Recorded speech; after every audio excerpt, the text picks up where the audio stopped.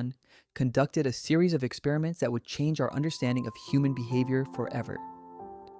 Working at the University of Pennsylvania, Seligman placed dogs in a situation where no matter what they did, no matter how they moved, how they reacted, what behaviors they tried, they could not escape the unpleasant stimulus. There was no action available to them that changed their situation. They were in a condition of complete, inescapable helplessness. Then something remarkable happened.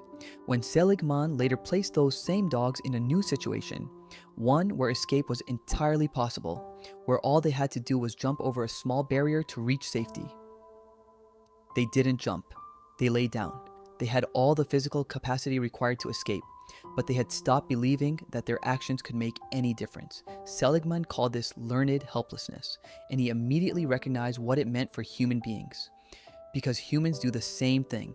When a person experiences repeated failure, when they try and try and try and every attempt ends in the same result, the brain begins to draw a conclusion.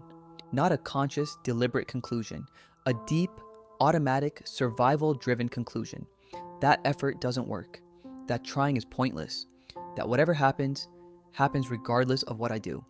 Now take that psychological mechanism and place it inside the experience of generational poverty. Imagine being a child raised in a household where your parents worked constantly and never got ahead, where the adults around you played by the rules and still got crushed, where every time someone in your neighborhood tried to rise, something came along and knocked them back down. A medical bill, a layoff, a predatory loan. At what point does the brain conclude that rising is simply not possible? At what point does a child stop raising their hand because every time they did, nothing changed? This is why telling a poor person to just believe in themselves is not a solution. It is a statement that betrays a complete misunderstanding of what poverty actually does to a human being. You don't fix learned helplessness with a motivational poster. You fix it with a track record, with small wins that the brain can actually believe, with proof, real, personal, undeniable proof that action leads to results. Here is something that almost never gets said in mainstream financial content. Something that the self-help industry and the financial guru space have a vested interest in keeping quiet. Poverty is not just a condition.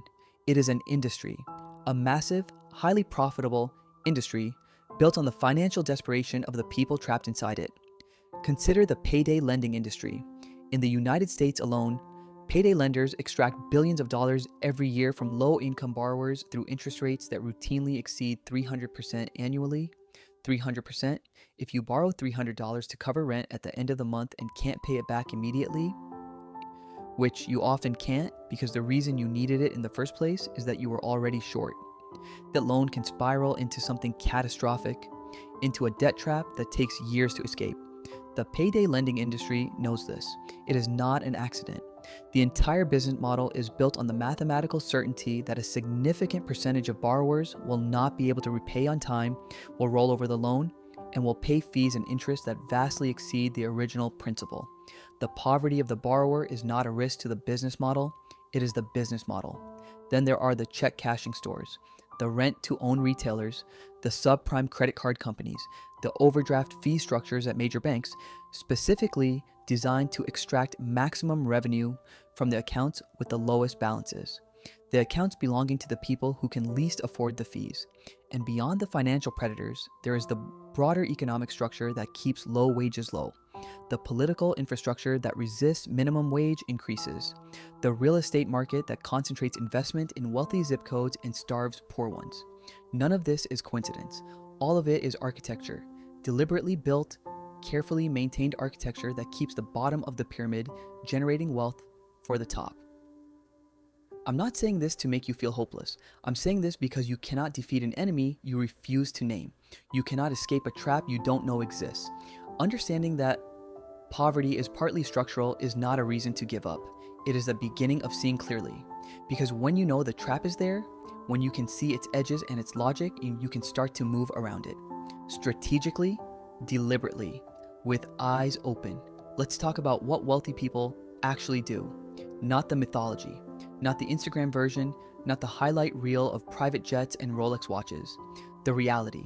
Because the reality is both less glamorous and more actionable than anything the wealth fantasy industry will ever sell you. Thomas Stanley and William Danko spent decades studying millionaires in America for their landmark book, The Millionaire Next Door. What they found consistently surprised people. The average American millionaire did not live in a mansion. They drove ordinary cars, often used. They lived in middle-class neighborhoods. They didn't spend lavishly. And the single most consistent characteristic across nearly every wealthy person they studied was this: they lived significantly below their means and invested the difference consistently over long periods of time. That's it. That is the unsexy, unglamorous, deeply undramatic secret. Not a hot stock tip, not a lucky crypto trade, not a viral business idea, a consistent behavior: spend less than you earn, invest the rest, repeat for decades, performed with discipline across time. Wealthy people think in time horizons that poor people are rarely given the psychological luxury to think in. The wealthy ask, what does this decision cost me in 20 years? The poor are forced to ask, what does this decision cost me tonight? And this is not a character difference, it is a circumstance difference. Long-term thinking requires stability. It requires the freedom to delay gratification, which in turn requires the confidence that the future will actually arrive and be worth planning for. Most poor people have never experienced money working for them. They have only ever experienced working for money.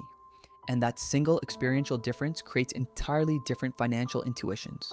When a wealthy person sees $200 they could spend or invest, their intuition says invest it, it will become 1,000. When a poor person sees $200, their instinct, also built from genuine experience, is to use it now. Because in their history, money saved has a way of getting consumed by emergencies before it ever becomes anything else. Both instincts are rational responses to two completely different realities. The goal is not to shame one or celebrate the other. The goal is to understand both and then deliberately, consciously build the conditions under which the wealthy in